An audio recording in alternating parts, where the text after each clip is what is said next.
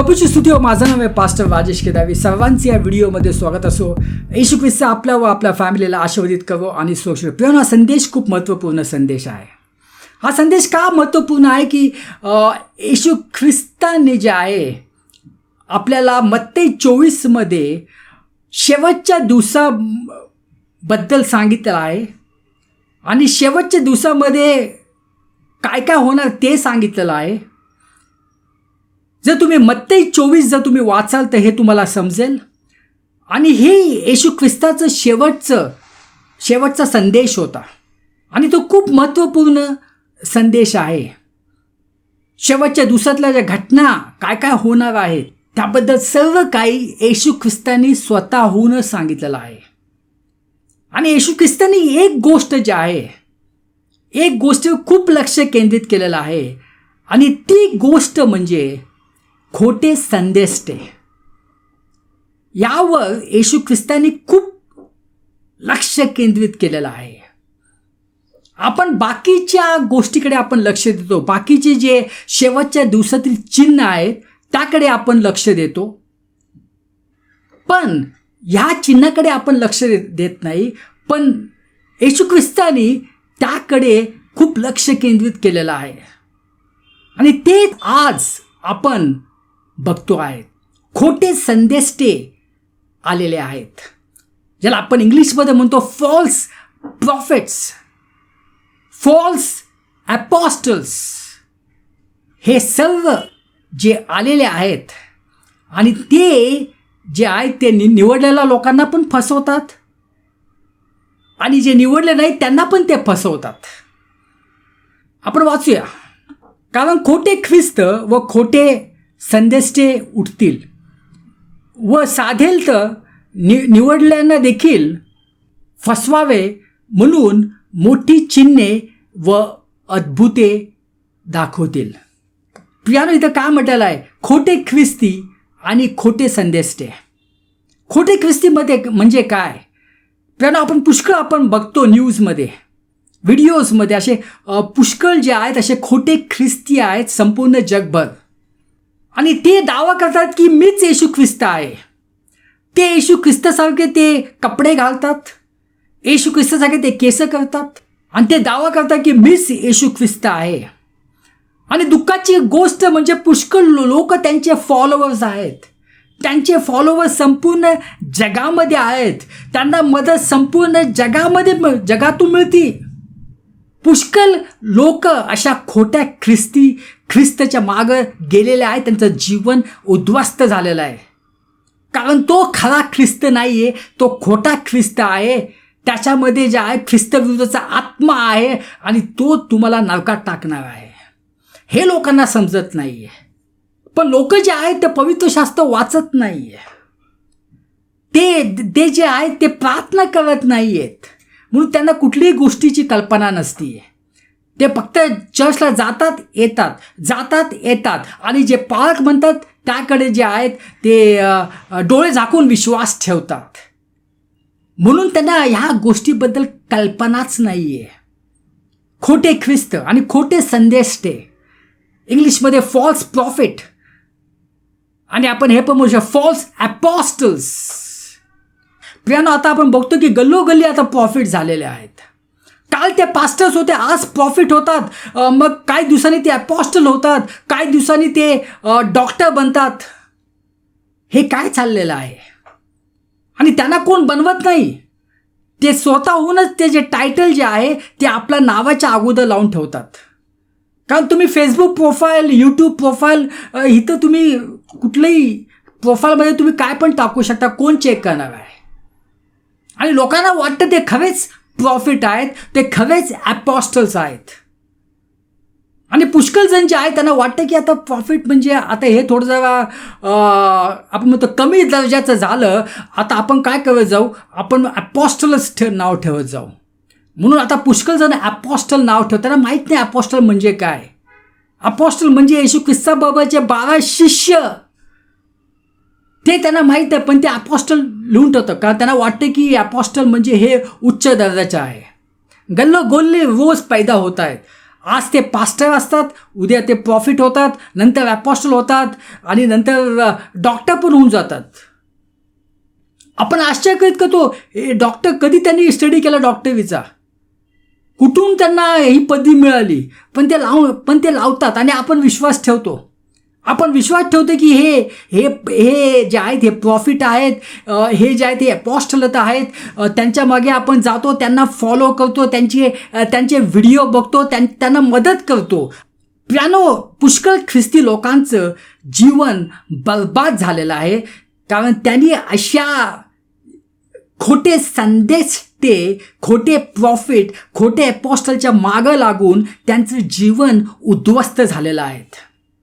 त्यांना वाटतं की अशा लोकांच्या जवळ असणे म्हणजे देव आपल्यावर खूप खुश असेल, अशा लोकांची जर सेवा केली, यांना खूप चांगलं मोठं दान दिलं, त्यांची चापलुसी केली, त्यांच्या पाया पडल्या, तर देव खुश होईल आणि देव आम्हाला पण पुष्कळ ब्लेसिंग देईल. ही चुकीची कल्पना आहे. आणि त्याच्या मागं जातात, त्यांच्या फॅमिलीला घेऊन जातात, त्यांच्या रिलेटिव्सला घेऊन जातात, त्यांचं जीवन उद्ध्वस्त होतं, ते त्यांना नंतर समजतं.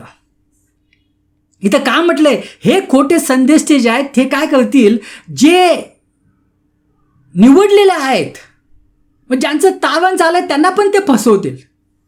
बाकीच्या ते फसवणारच, त्यांना ते इझी फसू शकतात, पण ज्यांचं तारण झालेलं आहे त्यांना पण ते फसवतील. ते काय करतील, त्यांच्यासमोर ते मोठे चिन्ह दाखवतील.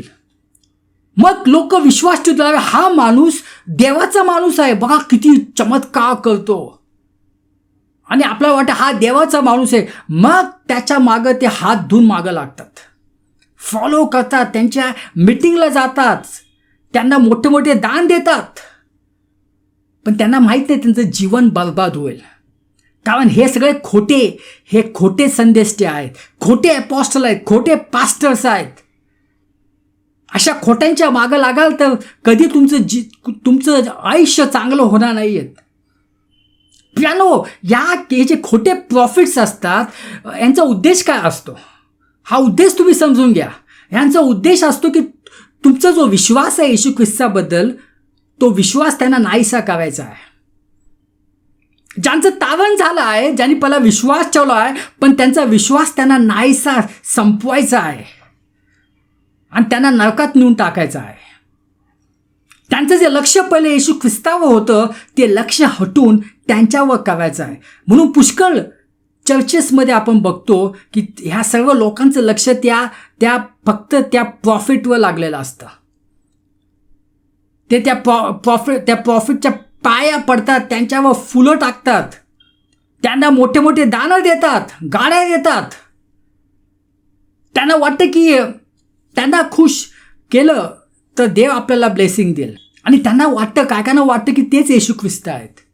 म्हणून पुष्कळ टेस्टमनी तुम्ही बघाल, ते म्हणतात की हा येशू ख्रिस्त आहे. अशा खोट्या संदेशाचा हाच उद्देश असतो, अशा खोट्या पास्टरांचा हाच उद्देश असतो.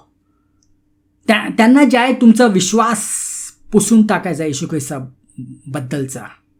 आणि दुसरी गोष्ट त्यांना काय करायचं आहे, त्यांना तुमच्याकडून पैसे लुटायचे आहेत.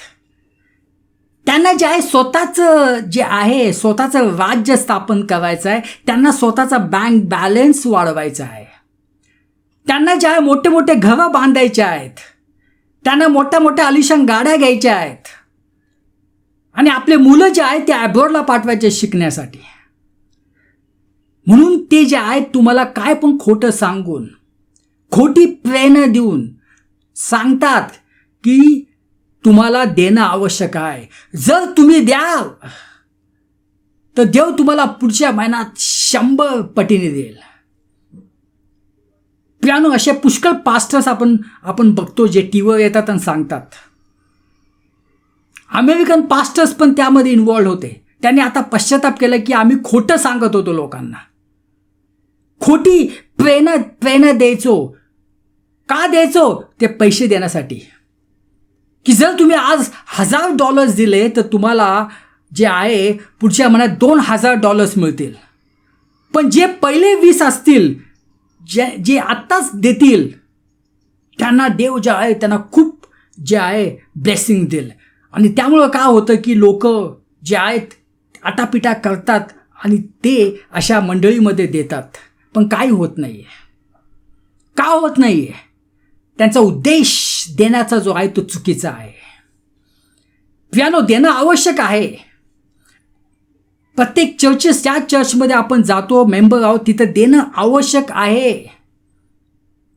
पण जर आपण चुकीच्या, जो आपला हेतू जर चुकीचा आहे, तर तुम्हाला काही मिळणार नाही आहे. जर आपल्याला वाटतं की जर मी टाकलं, 1000 रुपये टाकले तर मला पुढच्या महिन्यात 2000 रुपये मिळतील. चर्च हे काय कुठलं इन्व्हेस्टमेंट कंपनी नाही आहे, कुठली फायनान्स कंपनी नाही आहे. तुमचे फॉर्म्युलाज इथं चालणार नाही आहेत. परमेश्वर तुमचं हृदय बघतो. हालेलुया. तर प्रियानो, एक खोटे संदेश हाच उद्देश आहे, तुमच्याकडून पैसे लुटायचा आणि आपले बँक भरायचे. स्वतः विमानाने जायचं आणि तुम्ही बसनी जाणार आणि मग ते फोटो पोस्ट करणार फेसबुकमध्ये, मी एअरपोर्टमध्ये आहे. कशाला ते फोटो पोस्ट करतात? कारण त्यांना दाखवण्यासाठी, श्रीमंती दाखवण्यासाठी. बघा मी कसा फ्लाईटने मी आता फिरतोय. पियानो, म्हणून खूप आवश्यक आहे की असे खोटे संदेश, खोटे पास्टर्स, खोटे प्रॉफिट, पॉस्टर ओळखणं तुम्हाला आलं पाहिजे. कधी ओळखणं तुम्ही? जेव्हा तुम्ही पवित्र शास्त्र वाचाल, जेव्हा तुम्ही प्रार्थना कराल, तर पवित्र आत्मा तुम्हाला सांगेल कोण खरं आहे आणि कोण खोटं आहे. जर जे पास्टर म्हणाल तुम्ही कराल, पास्टर म्हटले की ही पृथ्वी जी आहे ती फ्लॅट आहे, तुम्ही म्हणा एमेन पास्टर. ॲपल जो असतो तो ब्लू असतो, तुम्ही म्हणा एमेन. डोळे झाकून सगळं जर तुम्ही विश्वास ठेवला तर तुमचं आयुष्य उद्ध्वस्त होणार आहे. तर अशा खोट्या संदेशापासून सावध व्हा. हे येशू ख्रिस्ताने आपल्याला 2000 वर्षा अगोदर पासूनच सांगितलेलं आहे. पण पुष्कळ लोक अजून पण सावध नाही आहेत, पुष्कळ ख्रिस्ती अजून पण सावध नाही आहेत. आपण प्रार्थना करूया. पिता परमेश्वर, धन्यवाद देतो यावेळेसाठी. ही सर्व प्रार्थना येशू ख्रिस्ताच्या नावाने करतो. आमेन.